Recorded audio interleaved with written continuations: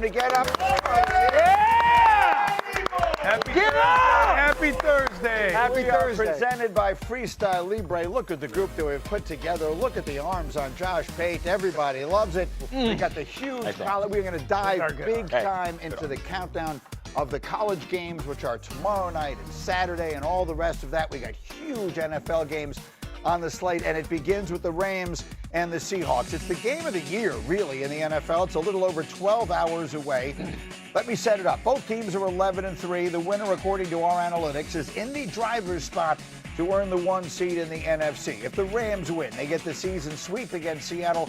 They'd have a 90% chance to be the 1 seed in the NFC. However, if Seattle wins, they would have about a 50-50 shot to grab the 1 seed with 2 road games remaining. That would be against Carolina and San Francisco. So let's dive in here and let's go directly to the most important piece of this. Davante Adams, we have an injury, Dan. Obviously, that's of great significance to the LA Rams. If he's not able to go or is severely limited, which is what we expect, that's a huge factor in the game. Yes, but they'll be okay. This is the best offense in football. This is the offense in football, the only one in the NFL that could do whatever it wants, whenever it wants. I would expect tonight 30 to 40 snaps of their 3 tight end grouping. This is a 3 tight end based offense. As good as Davante is and as good as Puka is, to their core, this is an offense that wants those 3 tight ends on the field. They run it. They move the quarterback in their keeper game as good as anybody, if not better than anybody in the NFL. It protects them. And so for Seattle, yes, there's an advantage of having to not pay attention to 2 premier wide receivers, and the Rams will move Puka around. But if you don't stop this 3 tight end run group with this run offense, you're going to struggle tonight. Yeah, I agree, Dan. I think in the red zone is where it really limits them. The Seattle Seahawks defense is great at limiting points of their defenders, but with Davante Adams, they get in that plus 10, plus 5 area. Defenses commit to stuff in the box, and it's essentially Davante left, Davante right for this offense, and they're able to produce a lot of touchdowns. Without Davante being there, that's going to limit it. It's going to turn some of those drives into field goals, which will make a difference in this game. I'm going to spoil the ending of this before we get to the beginning. Everyone at this table seems to like Seattle, which surprises me a great deal. Is that a Davante Adams factor? Why do you like Seattle? I think it's a massive Davante Adams factor. When you look at Matt Stafford, out of his 28 touchdowns in the red zone, what are we looking at? Keep going. Out of the 28 touchdowns in the red zone, Davante Adams accounts for 13 of them. And defensively, Seattle, when you're focused on taking away Puka Nacua, trying to stop Davante Adams, it opens up their next best target, Colby Parkinson. But now that you don't have Davante in the picture, you're able just to kind of take care of Puka. Yeah, you're going to have to handle the multiple tight end sets. Right. But I think losing Davante Adams is huge for the Rams in this. Yeah, I think the story revolves around Seattle. Sam Darnold. He throws 4 interceptions in the first game, and they only lose that game by 2. They missed a field goal. They could have won it. Now it's in Seattle. That crowd's going to be loud. There's so much at stake that you've already brought up. I think this game is heavily favored in Seattle. Yeah, I agree with Sam Darnold. If Sam Darnold doesn't play better in one area, they won't win tonight, and they can't win in the playoffs. It's his feet, and it's getting through progressions. America, watch this tonight. When Sam Darnold moves, does he get off of that initial receiver? This is just this past week, but it's been the story for 5 weeks. Here comes pressure. The Rams are going to pressure him tonight. Get the ball to your hands. You're going to have that unblocked linebacker. This ball should be thrown up top, but he's going to hold it. And now you can mistake and think, oh, Sam's going to make this guy miss, and it's going to become a positive play. That's not repeatable. That's not something that you want to bank on with consistency. Here he is in the pocket. We got these snug, kind of shrunk down, condensed formations. He's going to start to the bottom of the screen. He doesn't like it. Okay, progress. Number 1 not there, number 2 not there, number 3 not there. Number 4's got to be the guy. You're late. That ball, look at it. See how his feet has moved, but his eyes from the receiver haven't? That's the key tonight. Motion over. This is 3rd and 4. Wait, I want Sam Darnold to be aggressive. That safety's going to drop down. You're going to have to take a shot at some point tonight. But I think he's playing so tentative and hesitant to making mistakes that the ball goes underneath. Tonight, America, watch 2 things when Seattle has the ball specific to Sam Darnold. When he moves his feet, do his eyes stay on that same guy, or do they get to the next guy?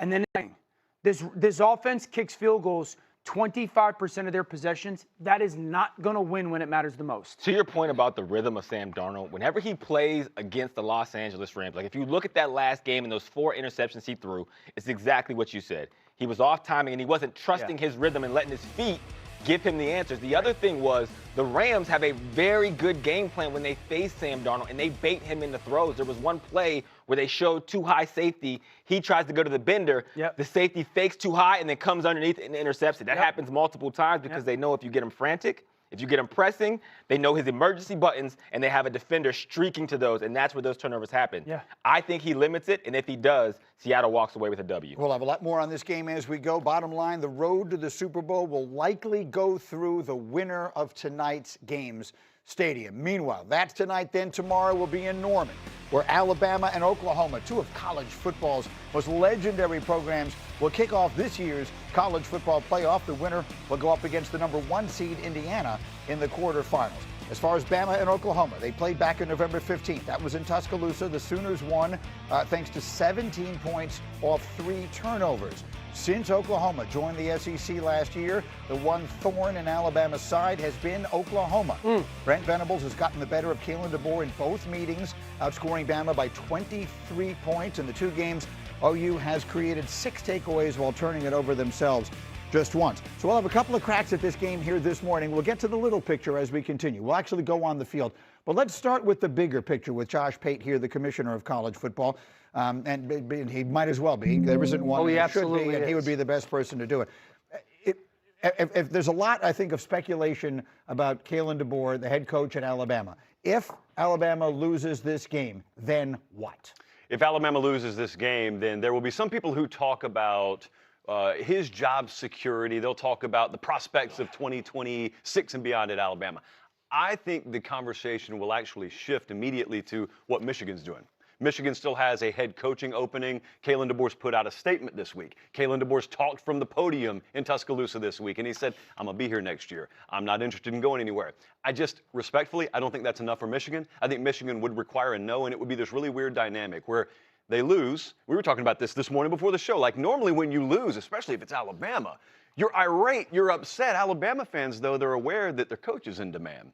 So might you want to temper your anger outwardly that you normally would just express all over talk radio, all over message boards, because you know, hey, the entire working theory around Alabama football right now is, could it be a little too uncomfortable for him? So it's this really weird dynamic. Your coach is in demand. He just lost his 4th game 2 years in a row. But how much outwardly do we express that? Well, that would be the question. I want it from the Bussin' guys. If they lose this game, does the DeBoer to Michigan conversation get loud? Absolutely. Even though he put out a statement, even though he addressed the media, he talks about the players, how they've handled distractions, but he just didn't come out and say, I am not going anywhere. Like this job, don't worry about this job. I will be at, without a doubt, Alabama 2026. He could have easily said that. I think it's going to get loud. I think all eyes have been on this Oklahoma-Alabama game. If Alabama loses, I can see Kalen DeBoer going to Michigan. It certainly will make the noise a whole lot louder, and the storyline that we all deal with, it'll be much more exciting for all of us to watch. During that press conference, he obviously released a statement. He acknowledged the statement that he made, and then somebody asked him, hey, are you going to be the coach in 2026?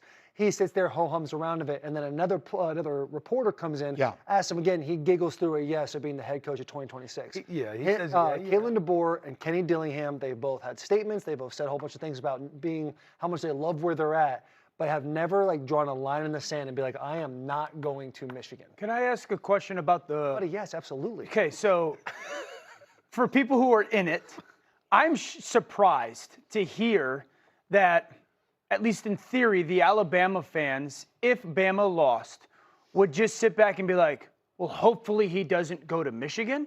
I would expect Alabama fans to be irate, going, we've lost 4 games 2 years in a row. Style of game, if they get one-sided like they did in the SEC title game, that would be back-to-back games of them getting thumped. I would have expected Alabama fans to be like, please go to Michigan so we can start over. I don't think they would be that way. I get where you're coming from there. I think they look at it and say, all right, why haven't we been able to run the ball? There's still a transition in roster going on here, which Curt Cignetti blows to smithereens because, he makes no one else able to have an excuse because of what he's done in Indiana. I think if there wasn't the Michigan thing out there right now, the Penn State thing he swatted away pretty quickly. If there wasn't the Michigan thing out there right now, you would have the